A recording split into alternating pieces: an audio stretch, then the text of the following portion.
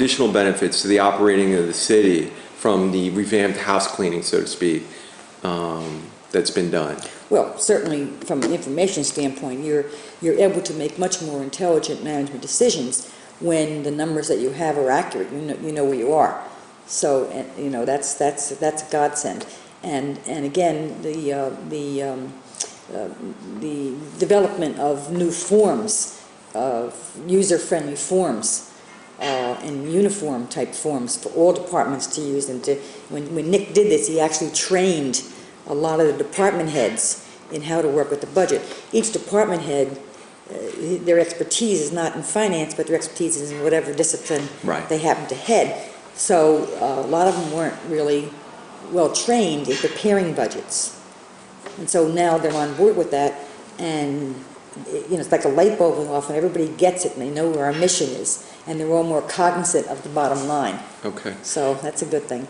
No, I think that's great. I wanted to ask you, you know, is there typical software packages that are things that you've used, that you've brought in and installed? I mean, can you tell us the names of those, just, you know, for people that might be aware of those particular systems? Well, I mean, generally, most municipalities use the admin system for their finance, and I'm not really, I really didn't get involved with this. I know we upgraded our admin system in the tax office, and I know Nick's been tweaking the admin system in the finance office to get them to interrelate. I am not an IT person.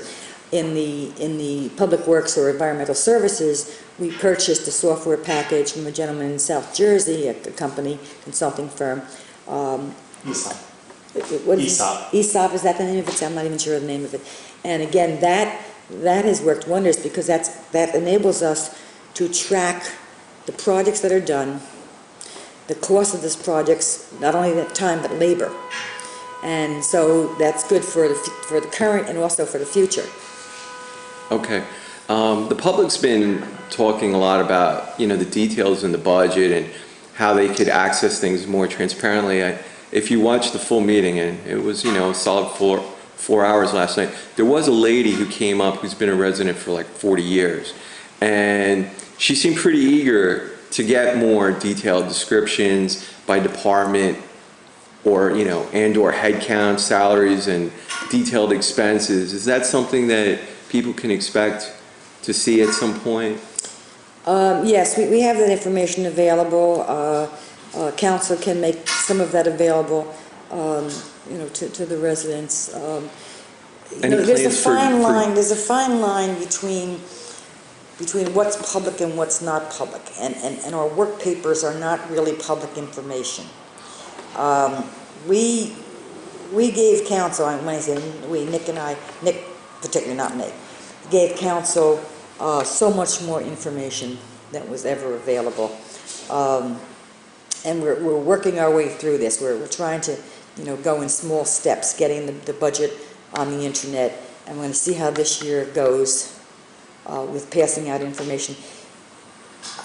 I certainly believe in full transparency, okay. But you have to be cautious, because when you give too much information to the public, you know, municipal budgeting is not a secret, but it's not easy, and it's easily misunderstood.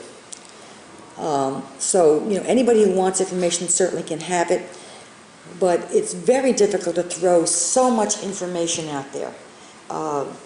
There are spreadsheets that we use that have tabs and tabs and tabs, and I'm not sure it could be so easily understood. Right. So we're trying to give them, you know, whatever they want in some user-friendly format. I don't think, you know, I don't think it's reasonable for people to ask, let's say, for every listed employee by salary, although... Well, they can have that. They can Oprah that. Right, and they certainly could, and certainly fire and police have been open for a while on that. I think it's really about breaking down it so that people can do an analysis. For example, one resident at a city council meeting had questioned, you know, some of the parks and the number of employees, and he just said it doesn't make any sense. So without having access to that information, there's no way that he can make sense to say, you know, does this seem reasonable or not? Mm-hmm. Well, one of the good things that's taking place, I think it's January 30th, they're having a meeting with full council and every director will have a time slot. They come,